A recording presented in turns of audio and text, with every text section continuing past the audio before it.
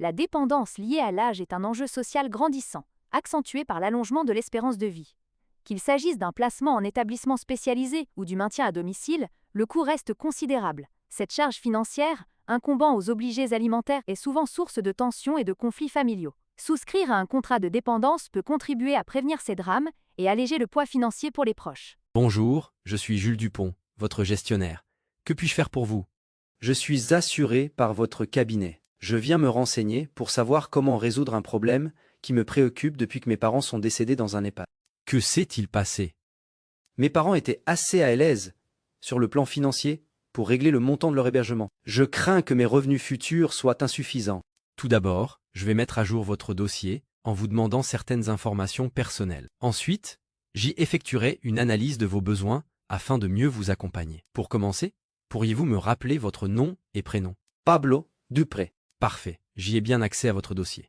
Vous résidez au 15 rue des Iris à Cormontreuil. Vous êtes veuf et père de 2 enfants majeurs et autonomes. Votre numéro de téléphone se termine par 92 et 33. Votre adresse électronique est duupi@gmail.com. Y a-t-il eu des changements dans ces informations? Pourriez-vous me rappeler votre date de naissance?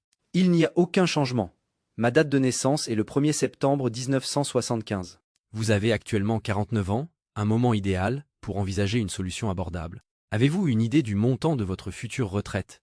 Non, je me suis pas encore penché sur cette question. Globalement, la retraite représente environ 70% de votre salaire net mensuel. Étant donné que mon salaire mensuel est de 2500 €, ma retraite prévisible est de 1750 €. La cotisation du contrat de dépendance doit refléter le risque réel. Il est donc essentiel d'analyser les revenus prévisibles de l'assuré et de les comparer aux dépenses anticipées. Cette étude, à la fois approfondie et délicate, requiert une approche rigoureuse. Le prix moyen du séjour en EHPAD est 2200 €. Vous auriez donc un différentiel de 450 €. C'est l'État qui assume cette charge. Les enfants, les petits-enfants, etc. sont tenus de l'obligation alimentaire à l'égard de leur père, mère ou de leurs autres ascendants dans le besoin. Le gendre ou la belle-fille a cette même obligation alimentaire envers son beau-parent, du fait des obligations liées au mariage. C'est-à-dire qu'un époux peut être tenu d'aider le parent de son conjoint en cas de besoin. Des exceptions existent, notamment lorsque le parent concerné a manqué gravement à ses devoirs. Malheureusement, l'État intervient peu. Ce sont vos enfants, leurs conjoints et vos petits-enfants qui seront appelés à contribuer. Des amis m'ont indiqué que l'État verse une APL. Je crains que vous ne puissiez pas y prétendre. Le montant de l'APL en EHPAD dépend de plusieurs critères, notamment vos ressources, la composition de votre foyer et le coût de votre hébergement. En 2025, voici les plafonds de ressources à ne pas dépasser pour bénéficier du montant maximal de l'APL. Vous devez vous positionner sur ce reste à charge qui devrait être assumé par vos enfants. J'entends de nombreuses personnes de mon entourage parler de dépendance, et souvent de manière différente. Je vais vous expliquer cela de la manière la plus claire possible. Lorsque vous devenez dépendant, vous ne pouvez plus accomplir certains actes essentiels de la vie quotidienne, ce qui impacte votre autonomie. Ces gestes indispensables doivent alors être pris en charge par des hôtes. Quels sont ces actes?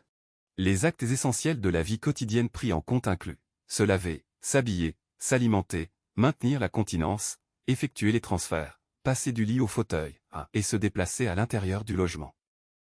L'impossibilité de réaliser tous ces actes constitue la dépendance. La grille à JIR est utilisée par les organismes sociaux et certains assureurs.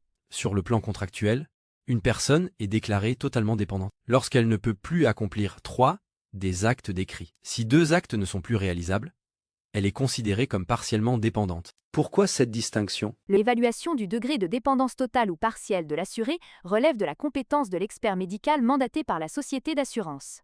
Le versement des indemnités dues est soumis à un délai de carence de 3 mois. En cas de dépendance totale, la rente souscrite est versée intégralement. En cas de dépendance partielle, elle est réduite de moitié. Je peux donc bénéficier d'un versement dans ces 2 situations.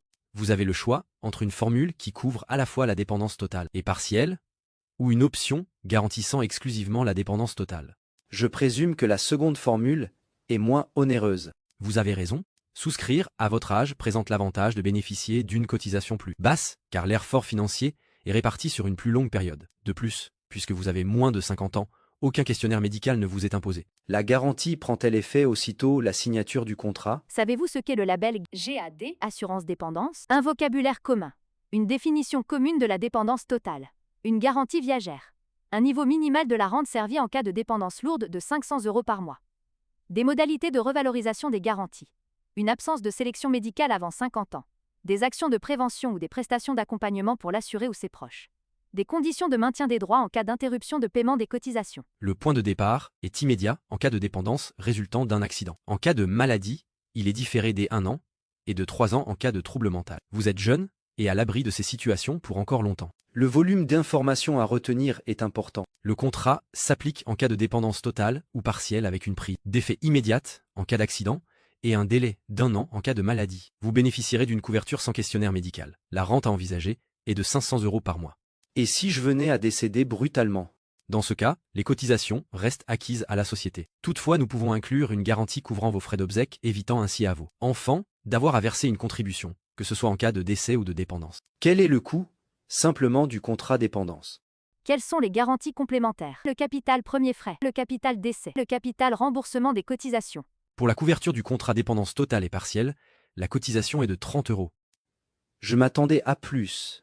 Grâce à votre anticipation, vous profitez d'un tarif avantageux. Je vous présente le devis où vous retrouverez l'ensemble des garanties annoncées. C'est bien le résultat de vos affirmations. Vous bénéficiez de 2 mensualités offertes. Pouvez-vous me fournir votre carte nationale d'identité et votre RIB? Les voici. Je vous remets les conditions générales, les conditions particulières, la notice d'information et la copie d'une lettre de renonciation. Si je change d'avis, je peux annuler le contrat? Oui, vous disposez de 30 jours. Je suis convaincu de l'utilité de cette garantie. Merci d'avoir regardé la vidéo. Venez découvrir l'ensemble de nos formations sur la thématique assurance dans le lien ci-dessous. À bientôt!